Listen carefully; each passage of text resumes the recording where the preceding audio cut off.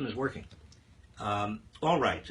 In terms of this, I'm now going to say the kindest thing I have ever said about Fox News and Roger Ailes, who's the chair of Fox News. I have never said a kind word about Fox News or Roger Ailes, and this is maybe the last kind word I ever give about Roger Ailes. Are you ready?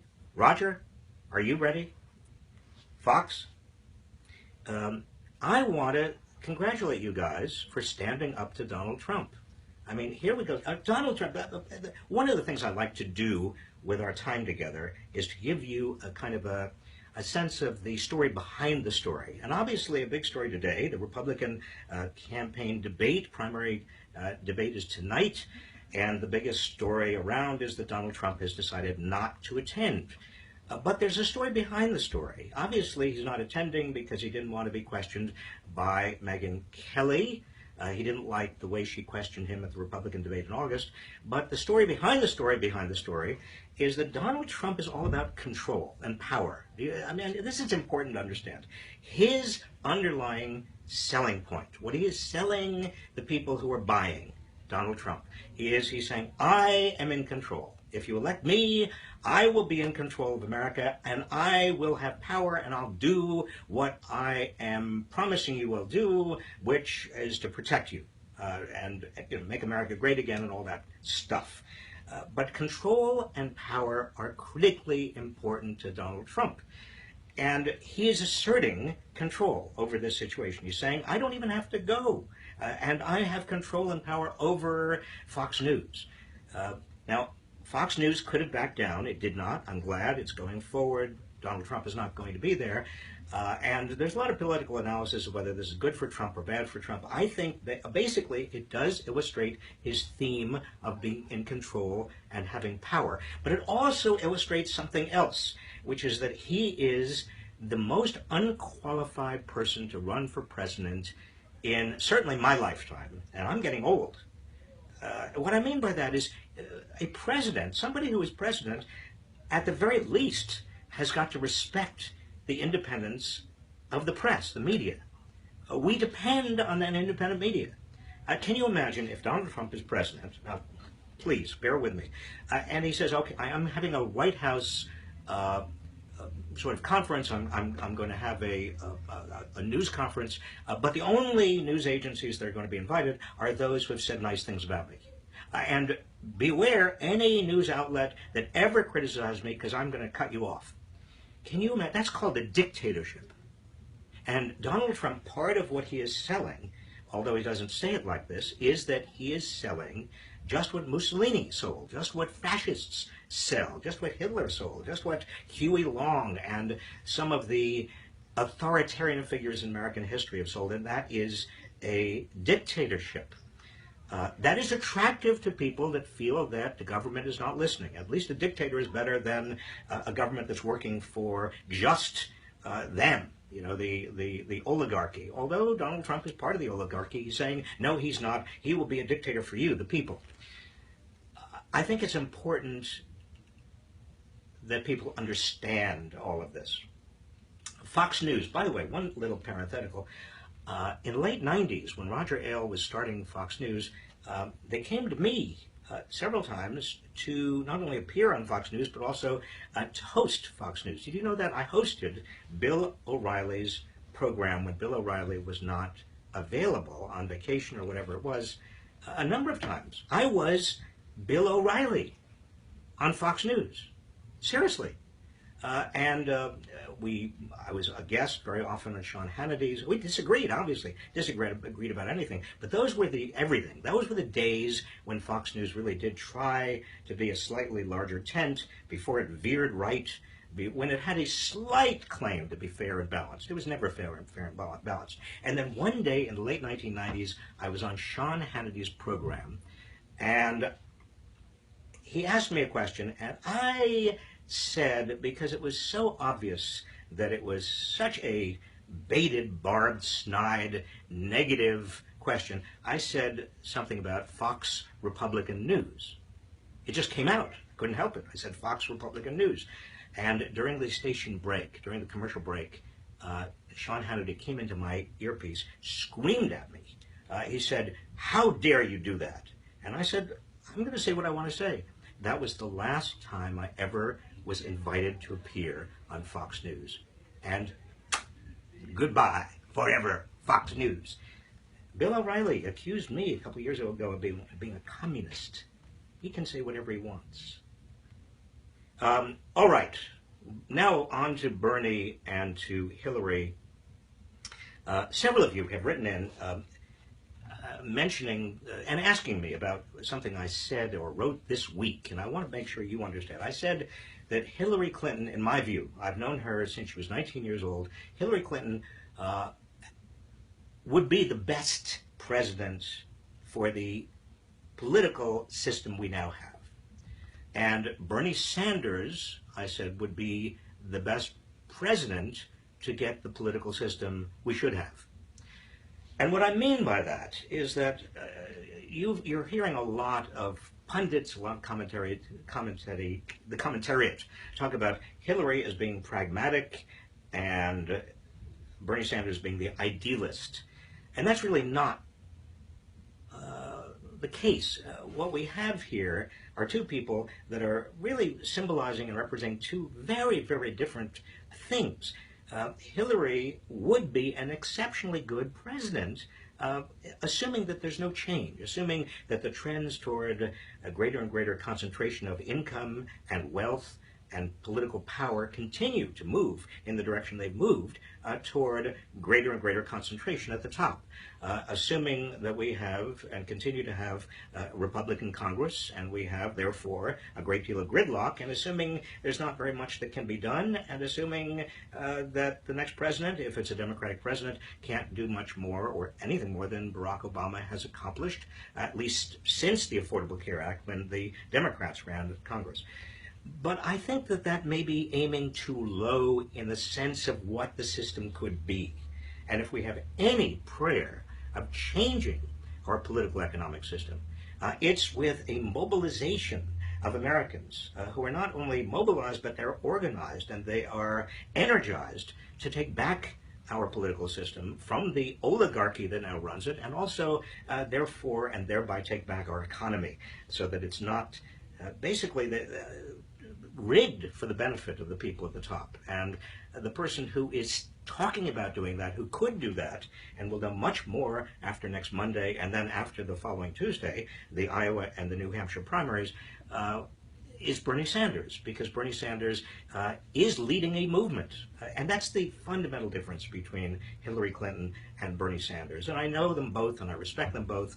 Bernie is leading a movement for change. Hillary is basically campaigning for president as the system now is, and she'd be very good. In fact, she'd be excellent as president of the system that now is. Do you understand what I'm getting at? Does that make sense? And the other thing I want to say is it would be really self-defeating for all of us who care about the future of this country to get into a position where psychologically we are unable to work for the other Democrat who survives. That is, if it turns out that Bernie Sanders is the candidate, all of you who are Hillary Clinton supporters, I really want you. You're going to be needed. You're going to have to be mobilized and organized, and you really do need to be part of that movement. And the same thing goes if it turns out that Hillary Clinton is the nominee. All of you who are now Bernie Sanders supporters, who don't think that Hillary really is doing enough or bold enough or you can trust her, you're going to have to understand in context the alternative is somebody like Trump or Cruz or one of these other clowns. And we can't afford that. The country can't afford that. I mean, we have probably in the next 8 years, given that a typical president these days now is 8 years, 2 terms, we're going to have at least four Supreme Court justices who leave. Actually, just talking in terms of lifespans and actuarially the typical lifespans, that means the next president will have control over the appointments to the next Supreme Court. The next president, it's vitally important that we keep in perspective what we need to do. Anyway, enough said. Which actually segues into the point I wanted to make about voting. Now, I am privileged to be surrounded every day here at Berkeley, and when I go to other college campuses, University of Texas or University of Chicago, where I've been over the past 6 months, surrounded by young people between the ages of 18 and 25. And they keep me believing, and they keep me idealistic, and I consider it a true privilege. Because since, well, actually, over the 35 years that I have been teaching in universities, at Harvard and at Brandeis and here at the University of California, Berkeley, I have never encountered a generation of 18 to 25-year-olds who are as idealistic, as motivated, as determined to give back, as excited about public service as the ones who are now 18 to 25. And if you can't be optimistic about that, I don't know what planet you're on. But they are cynical about politics. I don't blame them. I understand the cynicism. But I want to speak to them, and I also want to speak to you, even if you are not in the 18 to 25 bracket. You have got to vote. You've got to caucus. You've got to be politically active, not just over the next 6 months, but also over the next year, 2 years, 3 years, 5 years. If you're cynical and you believe that our politics can't be changed or can't be fixed, or you don't want to participate in it, that is a self-fulfilling prophecy. Then the moneyed interests win. They win it all. They want you to be cynical. They want people not to participate. They would be delighted if everybody said, oh, okay, take it. It's yours. Because then they really do have control, more than they've ever had before. So I, from the bottom of my heart, I ask you, take part in these primaries, take part in these caucuses. If you know anybody in Iowa or New Hampshire, even if you are not a citizen there, if you know anybody in South Carolina, in Nevada, in the Super Tuesday states, call them, get them involved, make sure that they understand the issues. We are all going to be directly affected by the consequences of what happens over the next 6 to 8 months. All right? You with me? Good. Questions? Here are your questions. We're going to spend the next 15 minutes on questions. Shervin Ashvari, is this the most important race ever, the most important election ever? Well, I don't know that it's the most important election ever. My first election where I was really active, running around the country, was 1968. And you may remember, some of you old-timers, Eugene McCarthy was running to end the Vietnam War. He was the candidate who was pledged to end the Vietnam War. He got Bobby Kennedy involved in running. And I, at that time, thought that was the most important race. And still, looking back on 1968, given what was at stake for the country, I could probably make a case that this year is as important as 1968. But this is really important. Critically important. I mean, look at the environment. Look at foreign policy. Look at what's happening to widening inequality in the United States. Look at issues of Black Lives Matter and police brutality and mandatory sentencing. All of the things that we need to worry about in terms of making sure we have a society that's working for everyone, a society that actually is a model to the world, are coming to a head right now. Next question. Steve Reich, did you see that Hillary is talking about putting Obama on the Supreme Court? Didn't you suggest that 6 months ago? Steve, I did suggest it 6 months ago, and I'm glad that Hillary is talking about it. I think Barack Obama, President Obama, would be an excellent Supreme Court candidate. There's one Supreme Court candidate, actually Supreme Court Justice, who had been a president before. Quiz. Can you name? What was the Supreme Court candidate? No, Supreme Court Justice who had been a president before he became a Supreme Court Justice. I'll get back to that if I remember. In the meantime, don't Google it. Just think about it. It's a quiz. Okay, Reed Mathis. Do you believe that Bernie and Donald share common populist roots?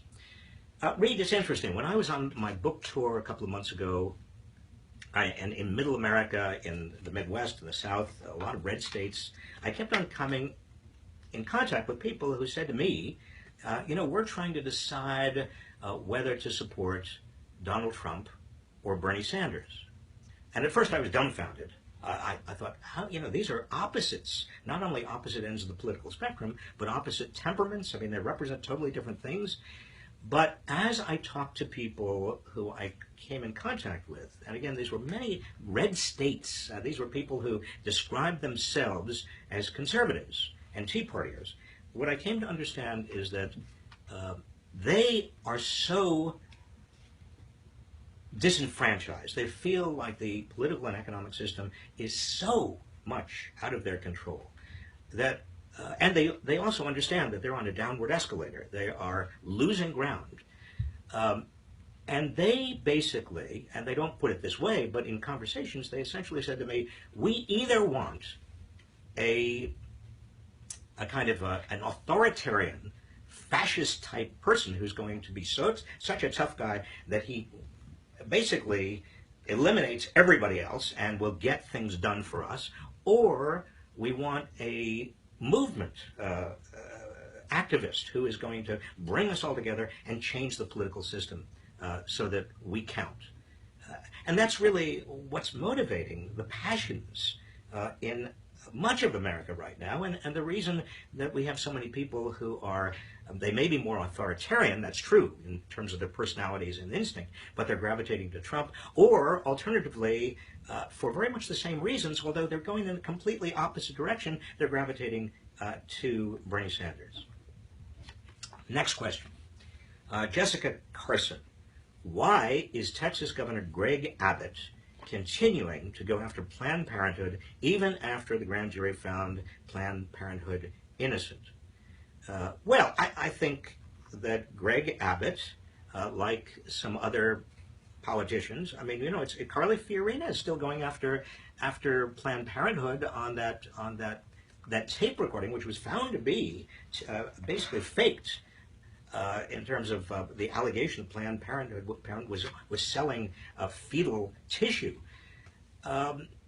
Notwithstanding that, the Texas grand jury's finding that was untrue, the Republicans are still making hay on this. It is political cynicism, and they are using sort of the genuine concern that a lot of religious conservatives have about when life begins, and that is a legitimate point of controversy. I mean, I respect people who think that life begins from conception. I believe that they are wrong, but they are entitled to their belief. But the politicians are exploiting that in terms of going after Planned Parenthood and creating these kinds of political controversies and tempests. And the danger, by the way, is that if you defund, and a lot of states are moving to defund Planned Parenthood, if you defund Planned Parenthood, what happens is that a lot of poor women who need contraceptive services, they need cancer screening, they need a lot of medical advice, they're not going to be able to get it. And that, to me, is just unconscionable. Nicole Barrasso. If Bernie is elected president, what would the impact be on the economy? Well, it's very hard to tell, Nicole. As you know, the economy is not doing very well right now. I could make a very strong argument that if Bernie is elected president and he has half a chance of putting into place policies that grow the middle class rather than shrink the middle class, and the middle class is now shrinking, but if you put in policies that grow the middle class, low-cost health care because it's a single-payer plan, free higher education, and so forth. More money is in middle-class pockets, and that's good for the economy because that meant people can buy stuff, and they can have better lives, and the economy will grow. One of the problems with the economy right now, the reason that the economy is slowing, and the stock market is reflecting that certainly, is that there's not enough purchasing power in the middle class. So you need policies that grow the economy from the middle out, from the bottom out, and not trickle down. We've had trickle down economics. It's a farce. It is a joke. Thank you. What's your next book going to be about? Peter, I don't know exactly. I never know exactly until I start writing it, and I've started writing it a little bit. I'm thinking about, now don't share this with anybody, Peter, all right? Okay? Just between us. I'm thinking about a memoir of my life in politics and some personal stuff as well. And I'm gonna. And my working title is Coming Up Short. What do you think? All right. Next question. Joshua Mansky, what do you think of a corporate tax cut for businesses that provide a living wage, paid family and sick leave, and a retirement pension? Well, if there's going to be any special corporate tax cuts or special business categories, it seems to me absolutely right. What you want to do is reduce taxes for businesses that do provide living wages, paid family and sick leave, retirement pensions, that kind of do a number of things that they don't have to do legally, but do it because they feel themselves good corporate citizens or they want to be good to their employees.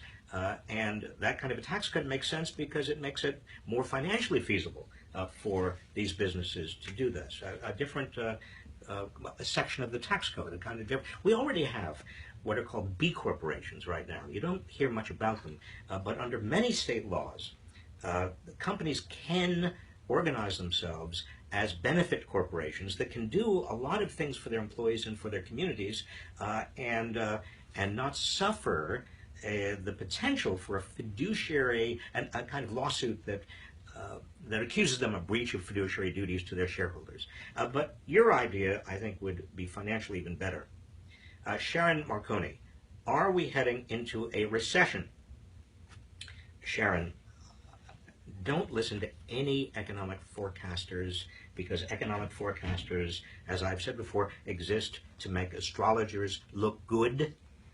But there's reason to worry. I think that there is a 30% chance of a recession over the next year. And I say that because, as I said last week, we don't have enough aggregate demand in the system. Not only are consumers don't have the purchasing power, but you have the Federal Reserve raising interest rates, which is really dumb, and you have the Congress that is still, buying this snake oil of austerity economics. And of course, exports are down because China and Europe and much of the developing world is in or near recession. So I'm not bullish on where the economy is going. I wish I could be more positive about it. Steve Usher, I see a lot of skepticism in regard to how will Bernie pay for all his plans. Can you explain? Steve, that skepticism comes, I think, from people that are not looking at the benefit side of the equation. In other words, Bernie's single-payer plan would be more expensive than today's Affordable Care Act or what we have today, but the savings of a single-payer plan are huge relative to what we have today. And we know that because most other advanced countries do have a single-payer plan.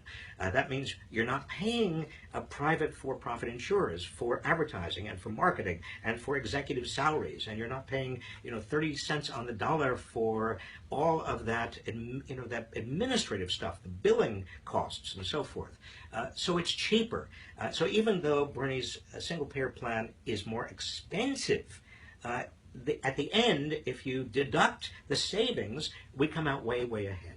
And that's true of everything else that Bernie is talking about, too. You've got to look not only at the cost side, but also at the benefit side, and the benefits exceed the costs. As far as every study I have seen, all of the solid numbers, and there are very solid numbers behind them. Tanya Jones, what do you say to those who don't believe Hillary is authentic and does what's politically expedient? Tanya, look, I have been around and worked for politicians for a lot of my life, and some of them are more authentic than others, but to be a politician and to be a successful politician, you've got to some extent, say what people want you to say or want to hear. and that means you're going to be pandering to some extent. Now, Hillary, I've known her again a very, very long time. I think I have enormous respect for her. I think she'll be a great president if she is elected, as I said before, in terms of the present system, rather than changing the present system. I think that she believes what she says in most cases, in many cases. But the only politician, there are very few politicians I've come across who I think actually, sincerely believe almost everything they say. I would put frankly, Bernie Sanders in that category. Eugene McCarthy, the first one who I said I went out campaigning for when I was 22 years old, really was in the same ballpark. He believed what he said. The other thing that needs to be said, I think, is that to run for president, you have got to have the thickest skin. You've got to, I don't know how people do it. I mean, you've got to have a degree of fire in your belly, or maybe it is just grandiosity. I don't know. I came across this little book, the quotations from Chairman Trump. It reminded me. This is one thing that Donald Trump said, apropos of what I just said about having enough, grandiosity. Trump said in announcing his run for president, I don't have to brag. I don't have to, believe it or not.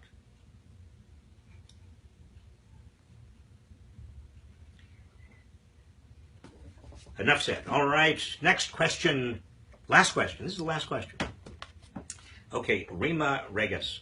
When do you sleep? Rima. Who needs sleep?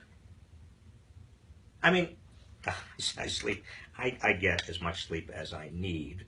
Are you suggesting that what do you know about me, Rima, that I don't know? I sleep. I go to bed at a reasonable hour, and I get up fairly early. But there's a lot to do, Rima. I mean, there's a certain urgency. Don't you feel it? Rima? I mean, there's a lot we have to do, not only personally in terms of our jobs and our work, but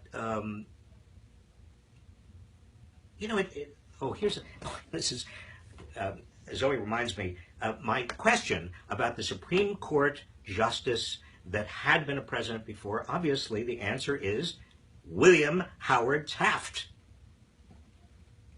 He was a big man. He was big. All right. I want to remind you, next week at this time, we're going to do this again. And I want to thank my helpers, Zoe Beck and Yael Bridge. Yael, hope you're doing well. You're not here today. What happened? You're fired. No, you're not fired. That was my Trump personality coming out. Please, all of you, stay well. Participate, vote. This is an important caucus coming up Monday in Iowa, a very important primary coming up the following Tuesday in New Hampshire. Do whatever you can. Thanks. Bye.